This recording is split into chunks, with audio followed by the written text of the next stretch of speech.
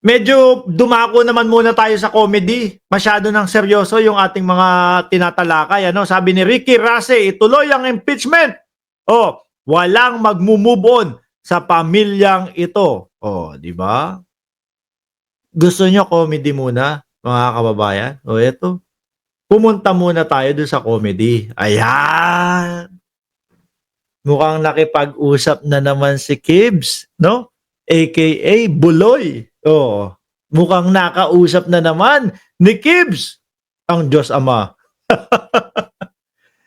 Babasahin ko po sa inyo, mga kababayan, yung usapan po yata ito no? Oh, ayan, yung naalala nyo po, mainit na mainit po sa radyong sira, no?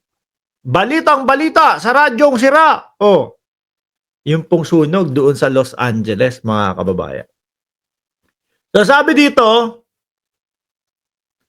Pastor, no? What can you say about the burning fires in Los Angeles? Ayan. Sabi, well, this is something beyond human comprehension because it has something to do with the judgment of God. Ayan pakinggan nyo. You know, noong nilusob tayo noong January 29, 2020, ayan. Sinira yung simbahan, siguro sa Los Angeles ho ito. Sinira yung simbahan, binalya doon, almost 500. O, yung hinahunting na ho siguro si Kibuloy, mga kababayan. Almost 500 na FBI ang sumugod at meron pa silang helicopter na sinasabing palabasin ang lahat ng Kingdom of Jesus Christ kundi lulusob sila. Ganyan po sa Estados Unidos Talagang kapag ka meron silang wanted, talagang kukunin at kukunin ka nila. Dito po sa Pilipinas, mga kababayan, kakawawain nila yung kapulisan. Talagang lahat ng sasabihin nilang karapatan nila, ibabato nila lahat ng karapatan. Samantalang sila na yung gumugulpi po doon sa ating mga kapulisan. At meron pa silang helicopter na sinasabing palabasin ang lahat ng Kingdom of Jesus Christ kundi lulusob sila. Paglapastangan iyon sa banal na dako. Isang araw sila doon, pinagtalian ng mga workers at lahat ng mga KLC sa buong Amerika, pinasok din. Ako, eto na. Ako, bilang alagad ng Diyos, appointed son. Talagang kahit nasa oblo si Kibuloy, talagang pinapanindigan niya yung appointed son siya. Umiyak ako sa Ama. Ito na yung sinasabi nating nakausap niya. Umiyak ako sa Ama sapagkat wala naman tayong ginawang ganoong kalubhang kasalanan doon sa Amerika. Aba, ang dami mga kababayan. Di ba? Ang dami yung sinasabi. Ano-ano pa ho, mga boss? Yung merong pagpapakasal, merong pag mga divorce, para yung mga miyembro niya doon na sa Amerika. Kumbaga, kapag ka yung B1, B2 lang ho kasi yung kanilang ano tawag doon? Permit wala. 6 months, 6 months lang daw ho. 4 months, 4 months. Kasi 6 na buwan ho yun Pero pagka sinagad mo, syempre questionable yun. Bawal kayo magtrabaho sa Amerika. Paano kayo nakakasurvive dito sa Amerika? So ang diskarte ho ng iba dyan, 4 months lang mag-stay doon. Hindi syempre, paano naman yung pagtitinda at paglalako ng mga OTAP? Paano naman yung paglalako ng mga malalaking tab para humingi ng abuloy? Di mahihinto ho yun. Diba? Pahinto-hinto yun. Yun mga kababayan. Hindi huhula-hula yun Hindi huhula-hula yun. At kaya mas mukhang madidiin si Buloy, mga kababayan, sa Estados Unidos dahil yung isang kasapakat ho nila nakipag-ugnayan na po at nakikipagtulungan.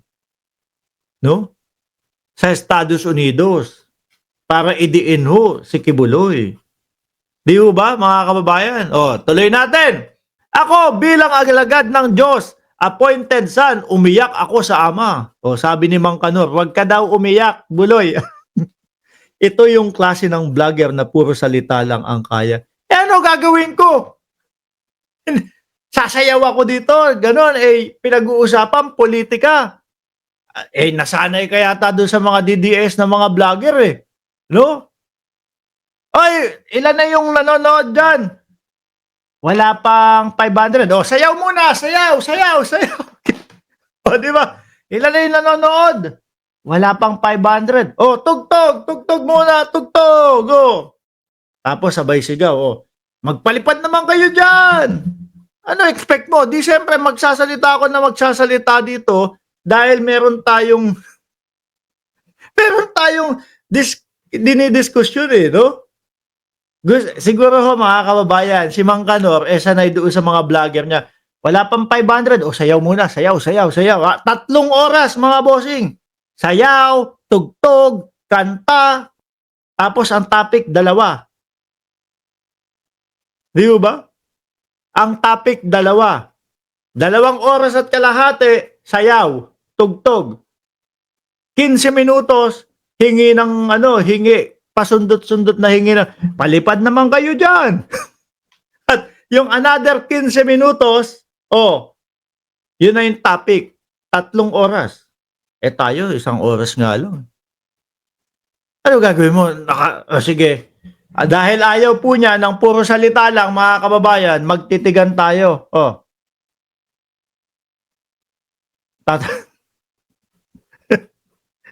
Tatagal ka ba makipagtitigan?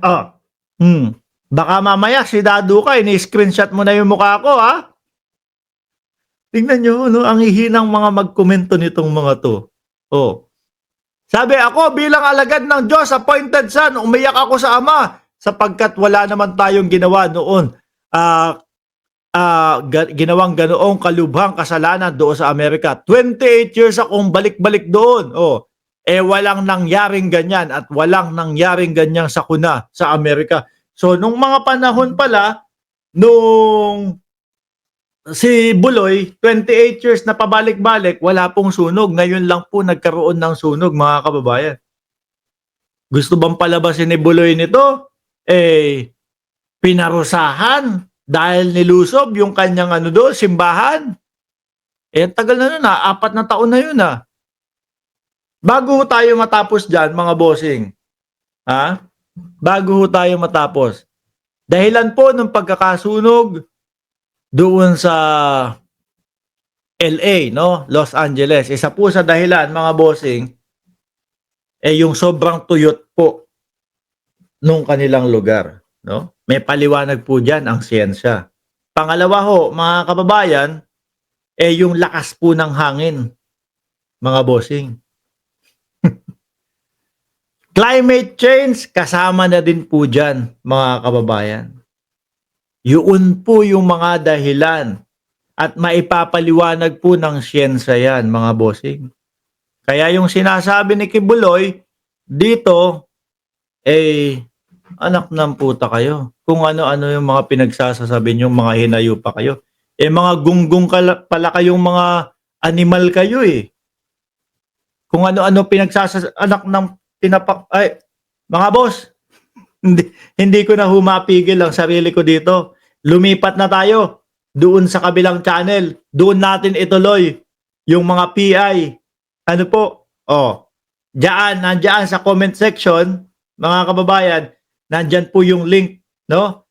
Lipat po tayo doon sa kabilang live, mga bossing. Doon po medyo maanghang, may init ang mga lengguwahe na maririnig nyo po. Ayan po, yung type ni Jordan G. Dyan po tayo lilipat. Muli po, magkita-kita po tayo doon sa Mark Ramos Uncensored.